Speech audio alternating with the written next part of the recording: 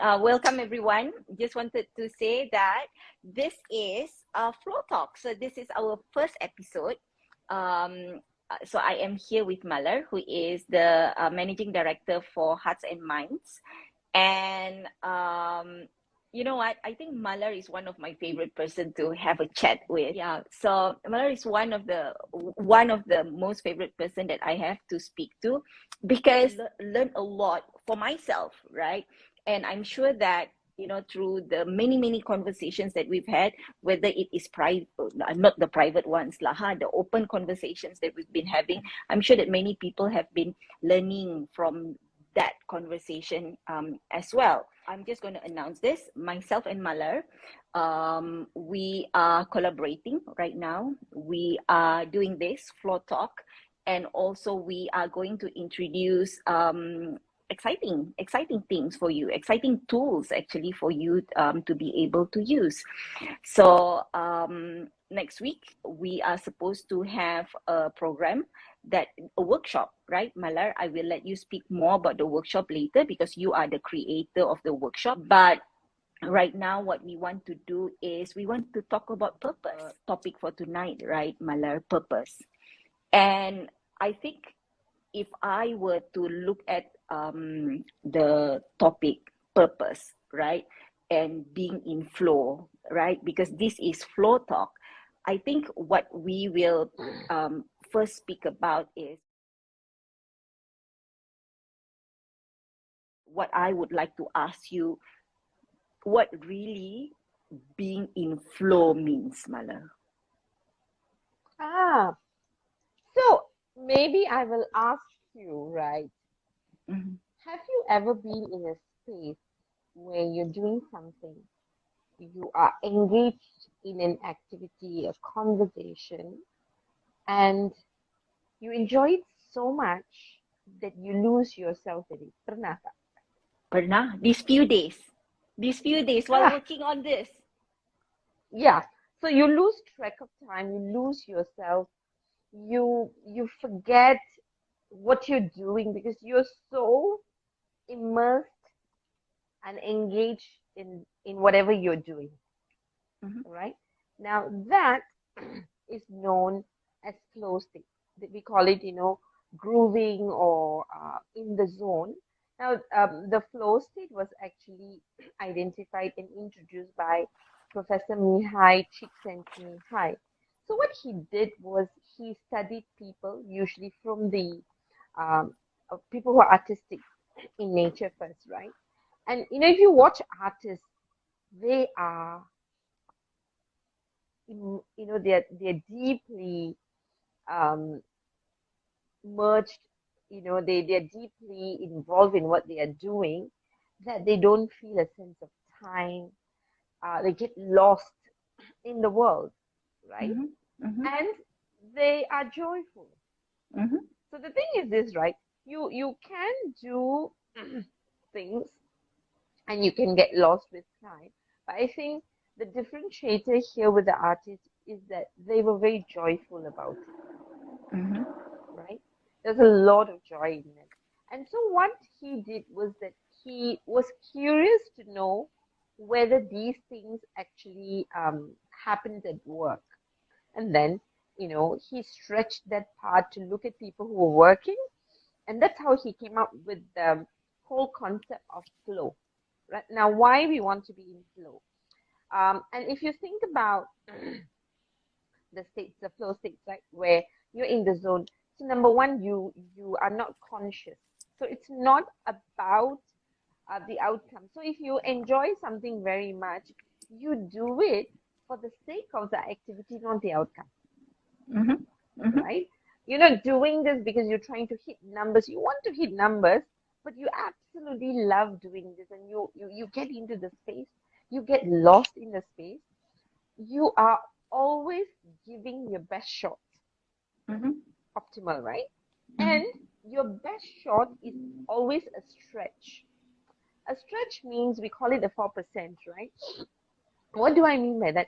If today I've done my best, today's best will be very different from tomorrow's best.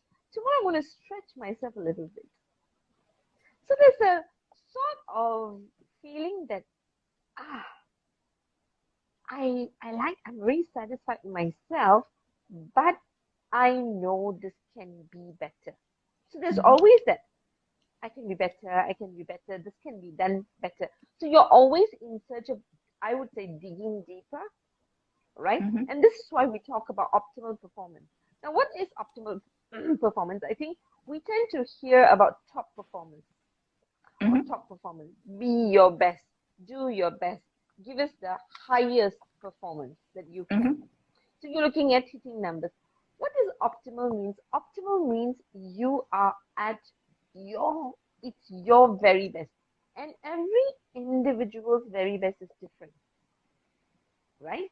Now, we also know that optimal performance can often be higher than what we see as top performance.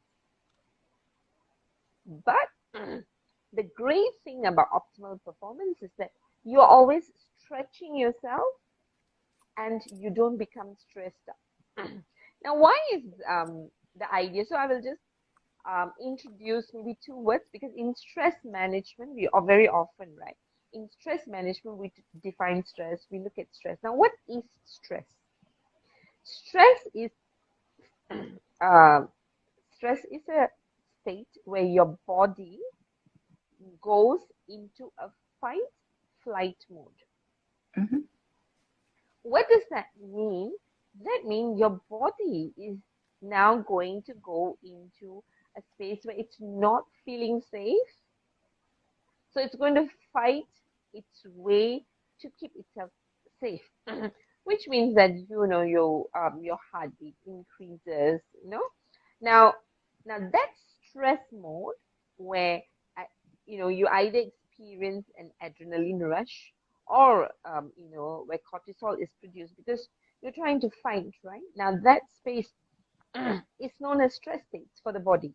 Mm-hmm. And we know now that it's our stress states that leads to ill-being.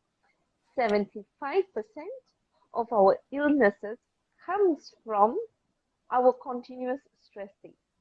Mm-hmm. So when you are going for top performance, there's nothing wrong with it. But think about it when you are trying to hit a number, you're trying to get to the end outcome. You work very hard, you stress yourself up, it's a do or die. Okay, you push yourself so much, you may achieve it, you will achieve it, but after you achieve, you go through what we call a downtime Mm-hmm. because you've burnt out. So your body naturally goes into a downtime because it has to now repair itself. With optimal performance, that doesn't happen. Do you see artists taking a break? Right?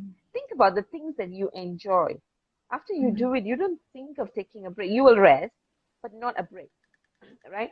So flow is a very, very powerful state because it brings the best out of you, right? And it's the best for the moment, not the best for your life, the best for the moment. And this keeps increasing, all right? One. Number two, it's such a good thing that it keeps you in happy state. And what does happy state mean? When I'm happy, I am well. So this is where we say where optimal performance meets happiness. So they coexist together, Mm-hmm. right? And then that's why it's really, really, for me, it's very powerful. Mm-hmm.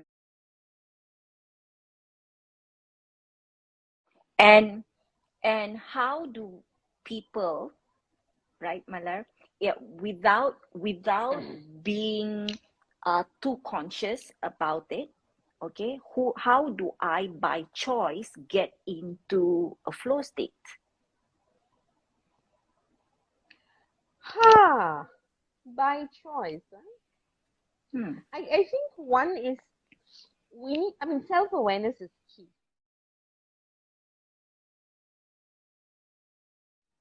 Self-awareness is key. So there's always, we talk about self-awareness and self-regulation, right? Because when we talk about performance, right, we need to know what we are good at, what we enjoy very, very Mm-hmm. much. You need to be aware, in touch with yourself within when you are totally engaged, when you lose track of time, when you're always wanting to be better. You need to know that state, right? Mm-hmm. One. Number two, you also need to know when we talk about self-regulation, we talk about pulling back a little bit. When I need to know when to stop so that I don't burn out, Mm-hmm. right? I need to know when to stop. I'm not too sure whether you recognize it. When you push yourself too much, at some point, once you talk about, I'm trying to move so that you can see my finger. When you when you talk about performance, we go on an upward trend, and after that we'll plateau, right? Mm-hmm. You need to know when you have achieved your optimal, you need to stop there because it's time to recover, right? Because a lot of people don't do that. They push themselves further, and then Mm-hmm. what happens? The performance dips, Mm-hmm. right? So there is self-awareness, there's self-regulation, and we talk about something called appropriate behavior or proportionate behavior. That means for this situation, is this proportionate? Am I showing up in the best possible right way for this situation? So now for that, you need to really know who you are. You need to understand from a job context. You need to know how much of this ingredient is required for the job, Mm-hmm. right? Because I think otherwise it is very, we've seen people who get carried away. They get carried away and they do too much of something. And in our profile, we watch out for people who do too much, because when we do too much, we are actually overusing a particular competency, and that leads to stress. So the moment it leads to stress, we know it may not be the right thing to do lah. So and that's why in our profiling, in fact, on a scale of 1 to 10, right, flow flow is at 6 and 7. Mm-hmm. Very often, and that's a shock for people, because we're so used to wanting to be a 8, 9, 10, right? Whereas what no, when the report comes, our flow states are 6 and 7, because what you're doing at that is you know that this is enough. You need to know when it's enough. So for that, Mm-hmm. you need awareness, and you also need regulation. Lah. Okay, this is really enough, because if I do more than this, I know that it's not going to be good enough. I think we would have experienced this sometimes when we work very long hours. I think we all know that you can't continuously work long hours, right? Mm-hmm. Mm-hmm. Sekali-sekali tak apalah, right? I think there's enough evidence to say that. Now, if you're working very, very long hours, you work at some point, even though you're there, you're not being productive. You can't focus, you're physically worn out, right? But people don't stop because they feel like, oh, I can actually, just go in and do more. But what's happening is that they are pushing their body to become stressed now, because your body is now going to feel like, if I don't, because what you're telling yourself, I have to finish it, right? So what you're telling yourself is that if I don't finish it, it's not good, I'm going to be in trouble. So you put your body through not feeling safe, and that's a stress state. And Mm-hmm. when you do that, you are bringing about ill-being to your body, right? Mm-hmm. Which is continuous stress. Yeah. Mm-hmm. I think what I'll do right now, right, Malar, I'll just summarize what you have just said so that I understand better, right? So you spoke about um, what is flow just now. So what is flow is being in the zone. It's like when you I think a lot of this singers, like you say just now, people who are artists, right? In the creative world would understand this better. Or I think for the two of us, Malar, as we are speaking, maybe, right? So singers, when they go up on stage, in the beginning, they would initially feel nervous, right?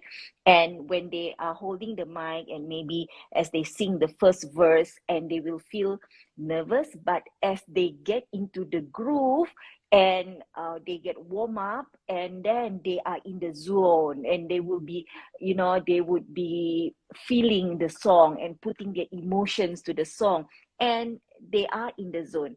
Is that right, Mala? Can I compare it to that? Okay. Yeah, And where they forget themselves, right? So it's mhm. not about the audience, it's not about the performance, it's about being one with the song, right? So that's I mean, I'm not a singer, but for me it's dance, right? So that's what it Yeah, and does. I think for speakers as well, I get it all the time when people ask me before, especially before I get onto a stage where the crowd is huge, right? And I would be like thinking, okay, what am I going to say? Is it the right thing to say? Should I open like this? Should I open like that? But the moment that I am on stage and I am holding the mic, the moment that I introduce myself, and then I just let myself flow as I get into the zone, as I get into conversation with my audience or with my other panels, right? So I think it is that it is not being conscious about anything that is outside of me, but just me being in the present moment, doing what I am able to do right now. I think just being Mm, present, I think, right? mm, And you also spoke about how optimal performance and happy state goes hand in hand, because as you get into optimal performance, you will feel joyful, you will feel mm, happy, because it is something that you really love doing, you find joy in that. And then after that, you move on to self-awareness and self-regulation, right? Emotional regulation. So self-awareness, I think like it was last week that when you spoke in one of the Momentum Clubhouse room, Leading with Hearts and Minds, and you spoke about the iceberg theory. And I don't know if anyone have not heard about the iceberg theory. I think iceberg theory is like the analogy for awareness, and it's like the tip is just so little, and that is our conscious.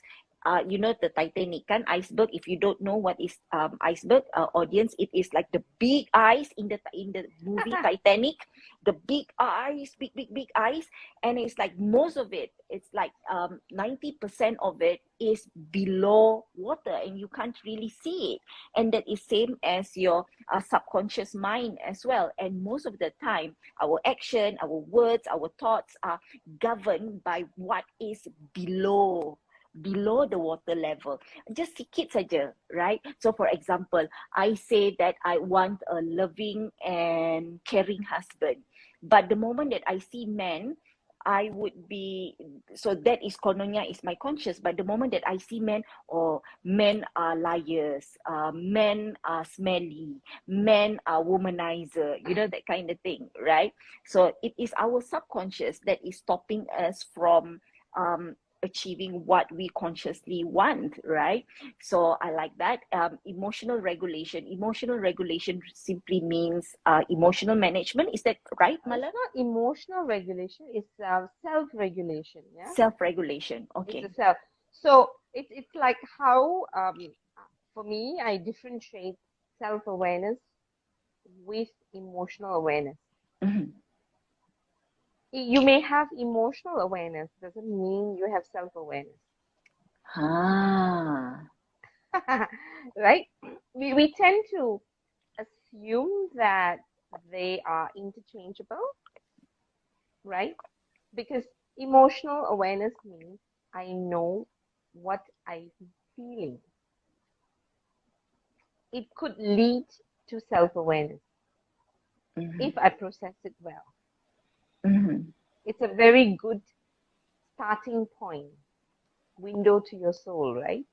Because when we talk about emotional intelligence, I mean, for me, it's a lot because whenever I feel, whether it's happiness or not, right? Whether it's happiness or sadness or anger, any feeling, I process it. I process it to say, because I know that, I mean, emotions are the result of the narratives that you're holding in your system, Mm-hmm. consciously and unconsciously, right? So emotions just tells you how internally, truthfully you are experiencing life. Mm-hmm. That's why you don't go and tell people don't get angry or don't feel sad, right? Um, like because the experience has already happened. When people tell you what they feel, they are telling you how that experience played out in their system. That's all they're telling you. Mm-hmm. There's no right, sorry, there's no wrong. It's just experience. So that's emotional awareness. But emotional awareness can lead to self-awareness. So for me, self-awareness is do I, very often people think self-awareness is I know who I am.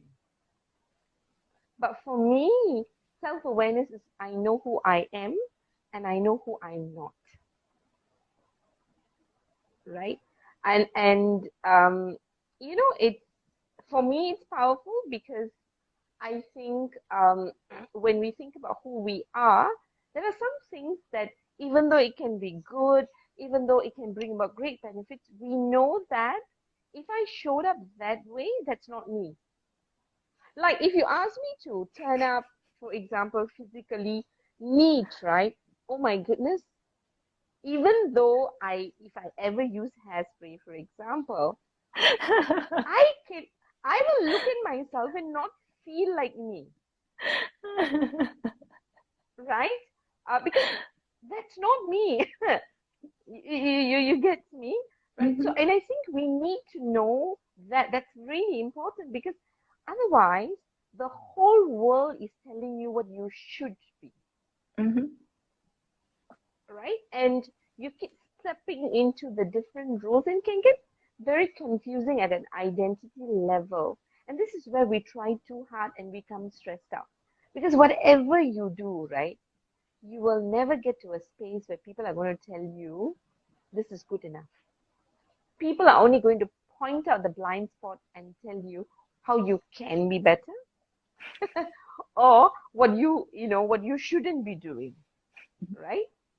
I mean, how often do you have people you love the most coming up to you and say, you know what, you are good as you are, and meaning it? I think a lot of people have learned this as probably like a poetry or a quote, you're good enough. Because we are in the movement where people, we want to tell each other we're good enough. But do people really mean it? I'm not too sure. There are very few people who can see our intention and know how we are giving our best shot and to be able to appreciate that and say, you know what, that was good enough. And because people are not going to do that for us, we need to have a very clear identity of who we are and who we are not. Because when people who are important figures tell us to become or to be what we are not, we need to know that even though it's nice, even though it's ideal, even though it is desirable, we are still okay not becoming that person because that's not me, Mm-hmm. right? So for me, that's really very close to my heart in terms of emotional awareness. For me, is very powerful because it can be a starting point for me to reconnect with it. One, but it leads me into so. For example, if I can give an example, right? Uh, well, I do lose my temper pretty easily, right? Not proud, but not too ashamed either, right? Now, if I lose my temper for the right reason, I am fine with that. Now, there are times I lose my temper And because I'm with someone I'm really comfortable, I say things as I'm feeling at that moment. And so for me, it's this, right? At one point when I'm angry, I have showed up as me, Malar. But there are times when I'm disrespectful, I've chosen the wrong language, I've hurt people. I know that that's not me. That's not how Malar shows up. So I need to know this is me and this isn't me. And when the parts of me that isn't me shows up, that's for me work in progress. I need to work on myself at that moment. I mean, that's how we grow, that's how we progress, right? So for me, the differentiation is very important, that we always, I mean, for me, I'm always work in progress. And for me to actually understand the difference, to relate back to who I am. And when another person shows up, when I say another person, when I show up in a way that I'm not proud and I can't associate, I ask myself, when did this person come to live with me? And what do I do with her now? Because she's obviously asking for my attention. She's been residing in me. If she Mm-hmm. wasn't in me, she wouldn't have come out, right? So that leads to a lot of self inquiry, discovery. But what we tend to do is that I think we tend to reject when our so-called negative side shows up. And I think that's sad because that's where I think you really begin to have a very intimate relationship with yourself, right? Because Mm-hmm. when a negative side of me shows up, it's asking for my attention. It's like children, right, Nini? I don't know whether your kids gave you this, right? Whenever I have issues or challenges with my children, if I spoke to the teacher or the doctor, pediatrician, the first question they'll ask me is, are your children getting enough attention? Right? And so when kids cannot get attention when they're behaving well, they would rather get attention anyway by behaving badly, because we know bad behavior always gets you the attention that you need, not the good behavior. So I look at things that show up about me, especially negative things, as the child in me that never got the attention and now wants to be listened to, wants to be understood. And once I pacify that part of her, she doesn't show up anymore because she's found the light. So those are things that, I mean, this is how I process it. I know I can complicate simple things, but that's how I process it. Yeah. So I guess what you're saying is that um, self-awareness and emotional awareness are two different things, but emotional awareness is your gateway to self-awareness, right? And self-awareness it's like who I am, right? Who I am as a person. And it doesn't mean that um, it, it doesn't mean that when I am angry and I am reacting, or I am frustrated and I am reacting, there are many different types of emotions, right? As we react to it, it doesn't mean that that is me. And what you're saying also is that um, these things, right? This self-awareness, whether that is me or not, it was a great analogy that you gave just now, Malar, that you spoke about children, kan? So it's all the time like that. The pediatrician actually say that the more tired you are, the more that your kid will get near you and start wanting to do anything and everything, right? Even though mommy is tired right now, can mommy just have 5 minutes? And in that 5 minutes, they wouldn't leave you alone, but they'll try all ways to find attention, your attention, to get your attention. So that is that is a great analogy, Malar, because I can relate to So, I can relate to that.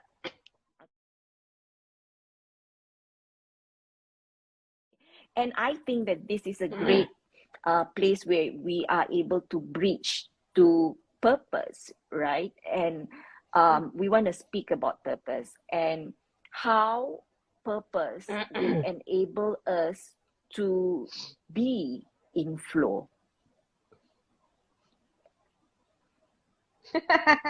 Okay, so what do we talk about purpose?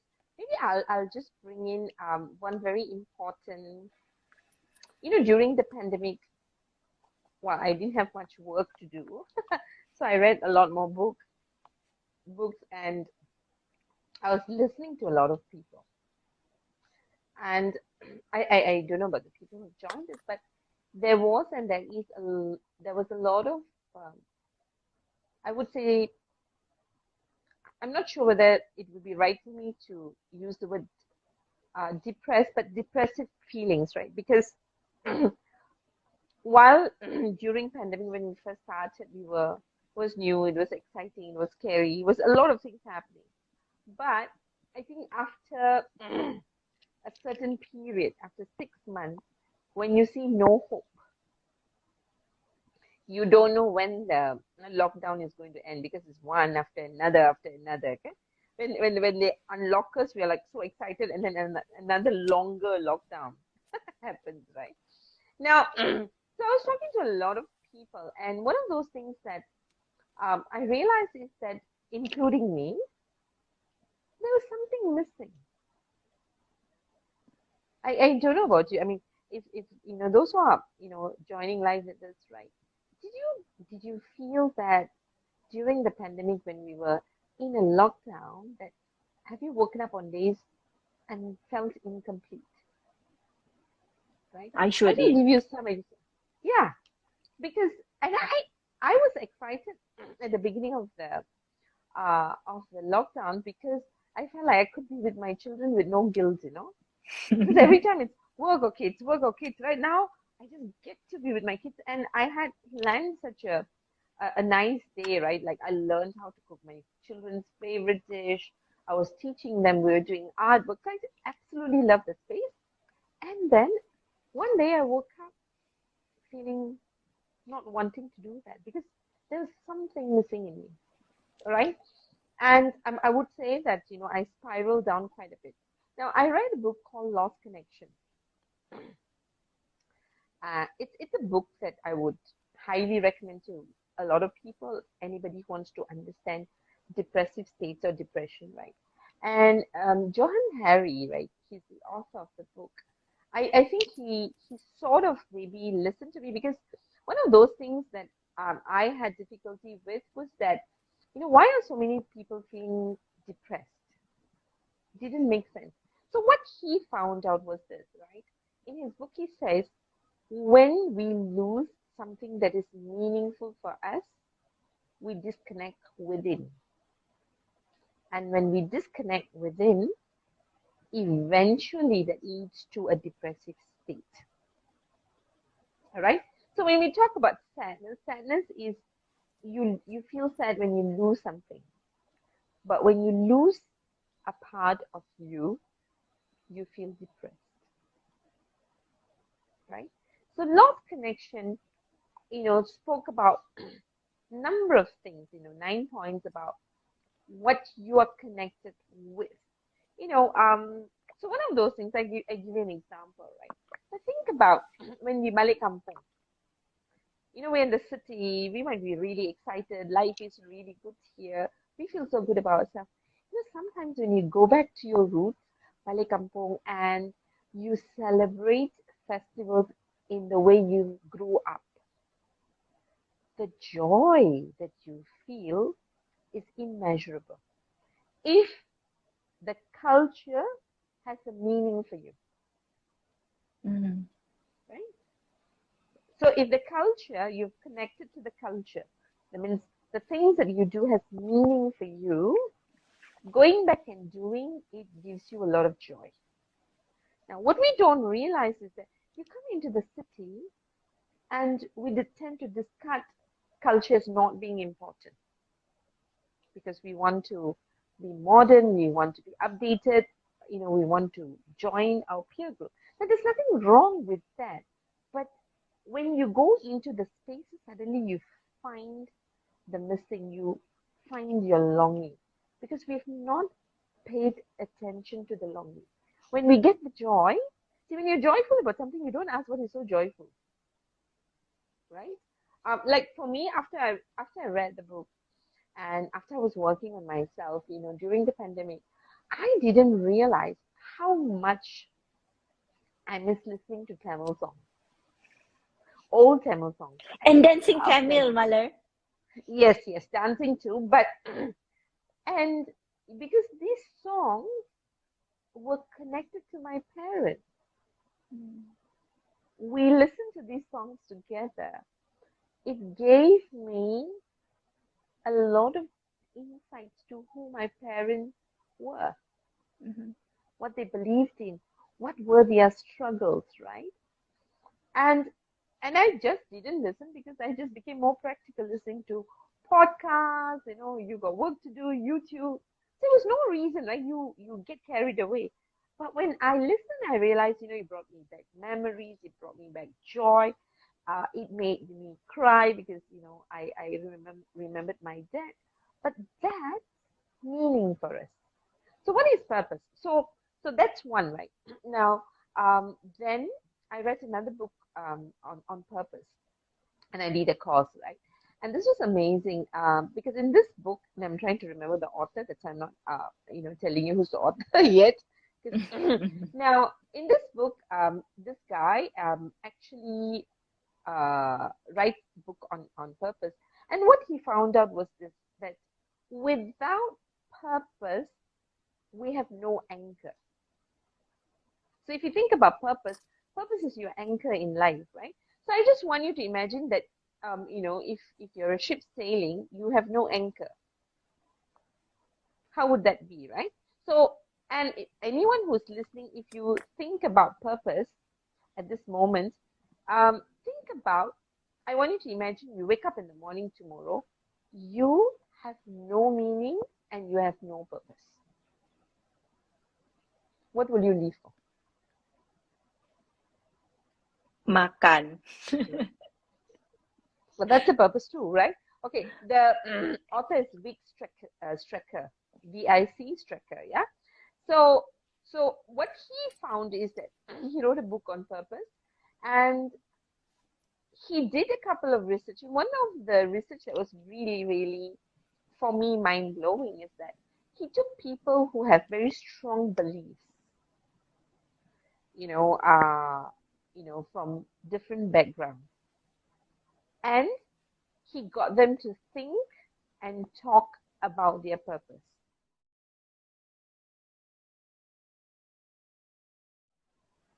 When they thought and spoke about their purpose, guess which part of their brain got activated? The right brain. No? Left brain? Wow. No? Which part, Malar? I'm not good with Yes. this. No, that's fine because that makes This you is look the third clever. eye? Bingo. Yes, the third eye? Exactly. Exactly this point gets activated when you are purposeful, right? In fact, one of the groups that he had interviewed were the jihadists, people who are willing to die for God, right? So he took different groups of people. So if you think about it, I'm not too sure if there's anyone who doesn't live without purpose, but we may not be aware of it. This Your purpose is why you wake up in the morning. You don't wake up in the morning to go to work. You go to work because you want a better life for you. You want a better life for the people you love, right? And Mhm. that better life has got different connotation in your heart and mind that you haven't taken time to express, right? Maybe an easier one is that, Nini, you familiar with Maslow's theory, okay? Mhm. Maslow's Mhm. theory. So if you Mhm. think about Maslow's theory, then the highest is actualization. So we tend to think, oh, purpose is really when you have self-actualized, you know. But if you think about it, right, at a physiological need, right, and I love this because, you know, people think, oh, we are a developed nation and, you know, we may not have physiological need. I don't think it's true because there are still a lot of poor people. But if you look at physiological needs, I think it has evolved. Those days, for my parents, physiological need, and I grew up in a squatter home, right? So we never had a house to call our own, right? Mm-hmm. So when I grew up in a squatter house, if you ask me, having the squatter home was already great, right? And then being able to live or rent a proper house, being able to pay rent and rent in a house was better than living in a squatter home. If you look at today's physiological need, right, is a condominium. So when we look at the very young people, we say they don't have physiological need. It's not true. Mm-hmm. It comes through in their physiological need. It comes through sometimes in their safety needs. Some young people don't feel safe if they're not in a condominium, Mm-hmm. Mm-hmm. Yeah, right? because the But we most think, fundamental is safety, right? exactly, safety looked different for me. Safety looks different for the people today, Mm-hmm. right? Buying insurance, medical card, especially post-pandemic, will be safety. Mm-hmm. See, in the past, it could have fallen under family, right? In fact, for a lot of people who have lost a lot of people, can even be a physiological need, Mm-hmm. something that's really basic for me to survive because I want to get medical help when my loved ones are in trouble. Mm-hmm. So it is not the insurance, Mm-hmm. it is not the home and the form it takes, but what it means in my world, Mm-hmm. right?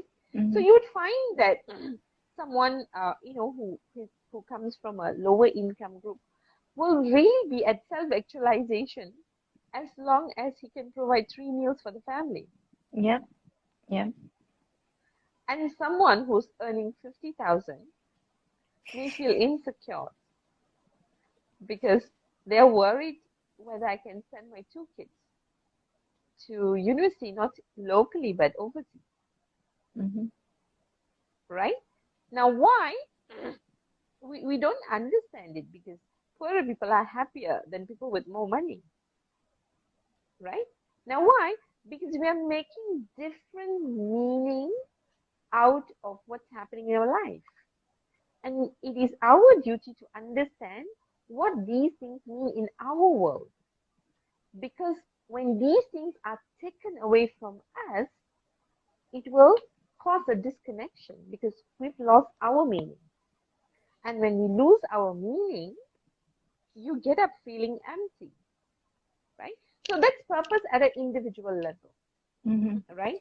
So that's why you'll find, you know, what drives us to work during difficult time is our kids, right? It keeps us going, right? Because you need to, you feel responsible for your children. So you find parents tend to, not all, but most parents tend to anchor their purpose around children. Now, what they've also found is this, right? And I've been putting this up on LinkedIn. Uh, that's my purpose, right? So if you think about your job, our job is our enabler for the things that we want at a personal level. So I have my personal purpose. So my personal purpose is my children, my strong personal purpose. Now the enabler for me to meet this purpose is my job. For me to do great in my job, everybody wants to be important. Do I know the purpose of my role? So when you're doing your job, when you wake up in the morning, do you know how your role makes a difference? Right? Now, how many of us know how our role makes a difference? Those days, if you're a teacher, you know you make a difference. If you're a doctor, you save lives, right? Mm-hmm. Yeah. You know, Kirtana is our creative designer. Doesn't sound like saving lives, but she needs to know she makes a whole load of difference in our organization, right? Now, so that's the role. So her role, she knows she makes a difference. For example, I know my role makes a difference, right? Now, as a trainer, now then I need to know how does this role connect to organizational purpose. If you think about it, right, we always say salary is important, money is important. Money is an enabler, and I cannot tell you it's not important. But if you think about it, have you wondered why the most intelligent, sometimes minds and talents volunteer? Have you seen NGOs and voluntary groups? Where do these people who are leading and volunteering for years, where do they get their energy? Because they don't get money. They lead a simpler life. Yet, they are motivated to wake up every morning and go and serve. It's their purpose. Think about, the teachers, religious teachers who ajar ngaji ke, or they're teaching Sunday school, doesn't matter what, right? But can you imagine the amount of effort and work that they put in joyfully? Why? Because they see the purpose of the role and they see the purpose of the so-called organizational purpose to make a difference, right? So in organizations, and there's enough stats now to tell you that when these purposes are aligned, we will just flourish, right? So can you imagine, you make a difference at home, you make a difference in your role, and your role makes a difference in your organization. What else do we need in life? That's all, actually. So that's what purpose is. I think purpose is probably the soul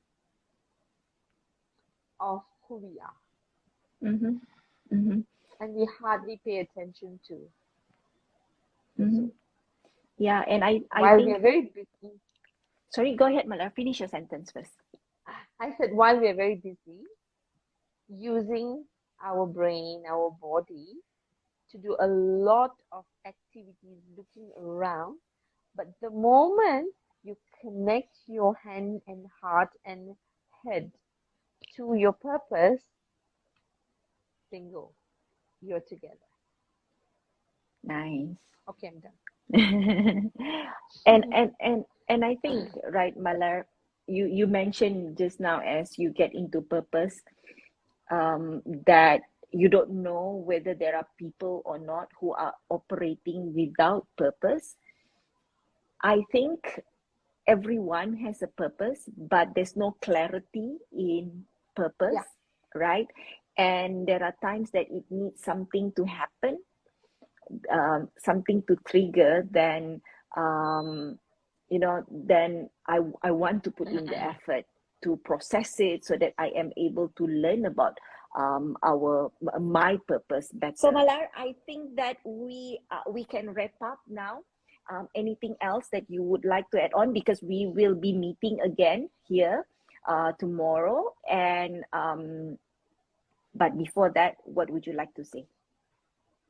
I'd like to say thank you to you, Nini, because you always ask me good questions and you put me on the spot and help me to figure things out. So now this night tonight I'll be thinking about the photograph. So it would haunt me, right? So thank you very much, and I really want to thank people who have joined and perhaps also stayed for the last 1 hour. I think it'd be lovely to have questions if you have, so that we can attempt to express our understanding and share, right? And I just want to perhaps end and say that I think human beings, being human, actually means being meaningful in the way we live our life, and that is spells purpose, right? And I think if we think about our life, if we are clear about our purpose, and it's not one purpose, right? It could be various purposes coming together in different spaces for us. If we look back and we look at when we are clear about our purpose, there is no confusion about what we need to do. And we don't quite have to be in spaces where we feel that I need to be motivated, because you naturally are driving yourself that, because you know that you are here to make a difference. So I really hope that these sessions would actually help people to reconnect with their meaning and purpose, which is already residing within them. So thank you, Nini, for the opportunity. Thank you so much, Malar, for agreeing to do this together with me. It's a good first episode. Looking forward to more and more conversations with you. Letting you know, for people who are watching, that there is a registration link to our upcoming workshop. You are able to click on the link in my bio through my Instagram account, that Instagram account that I am using, and you will be able to see the achieving optimal performance through purpose. So do check out the link, and you can read information there too about our upcoming workshop. And we'll see you again tomorrow. Thank you so much, Malar. Thank you so much for watching, people. Thank you, Nini. Bye. Thank you. Bye bye. Thank you, everybody. Good night. Good night.